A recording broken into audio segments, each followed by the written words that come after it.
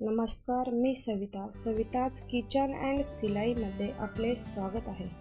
आज मी तुम्हाला पारंपरिक पद्धतीने बनवले जाणारे बेसन पुरीचे लाडू बनवून दाखवणार आहे। या लाडूला दामटेचे लाडू असे सुद्धा म्हणतात। चला तर मग वेळ न घालवता आपण आपल्या आजच्या छान अशा व्हिडिओला सुरुवात करूया आणि हा व्हिडिओ तुम्ही स्किप न करता पूर्ण नक्की बघा।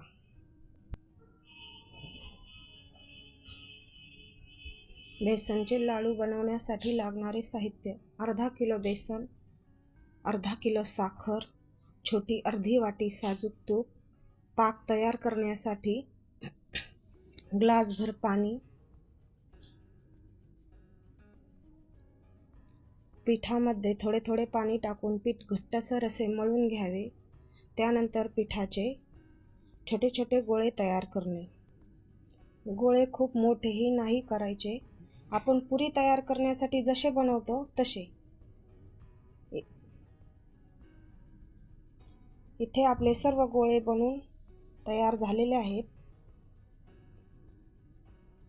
आता ह्याला आपण पोळपाटावर लाटून घेऊया।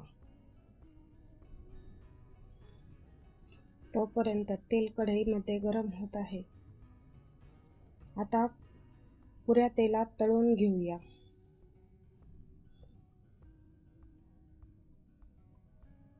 पुऱ्या व्यवस्थित तळून घेणे गरजेचे आहे। दोन्ही बाजूने पुऱ्या व्यवस्थित तळून घेणे।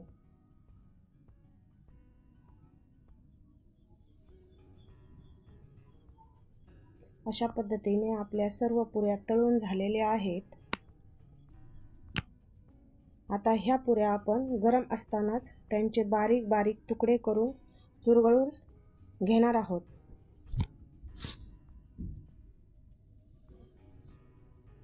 सर्व पुऱ्यांचे तुकडे करून झालेले आहेत। आता आपण मिक्सरला बारीक रवाळ असा भुगा करून घेऊ।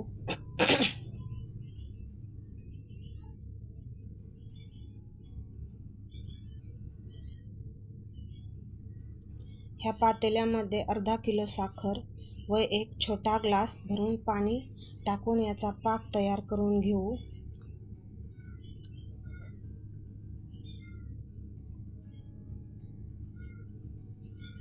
पाक तयार करत असताना तो सारखा हलवत राहायचा आहे।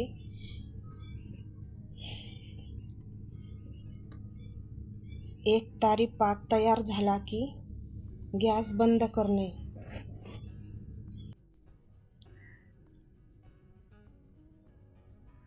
मिक्सरमधून बारीक केलेल्या भुग्यामध्ये अर्धी वाटी साजूक तूप गरम करून घालणे। ते सर्व व्यवस्थित मिक्स करणे।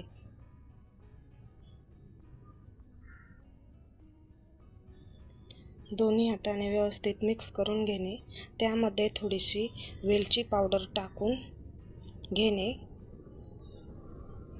वेलची पावडर टाकल्यावर पुन्हा ते मिक्स करून घेणे। व्यवस्थित मिक्स झाल्यावर नंतर पाक ओतून घेणे।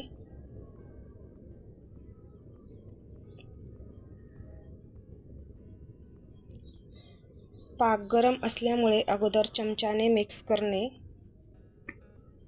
व नंतर हाताने मिक्स करून घेणे।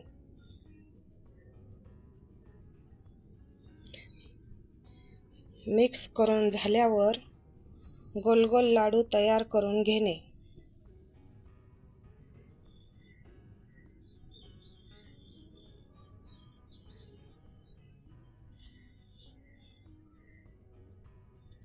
येथे आपण लाडू बनवत आहोत।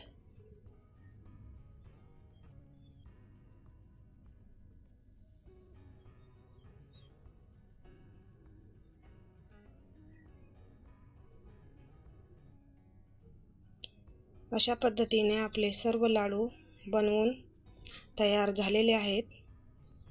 पहा, आपले बेसन पुरीचे दाणेदार लाडू न रेलणारे, तोंडात ठेवताच विरघळणारे बनवून झालेले आहेत।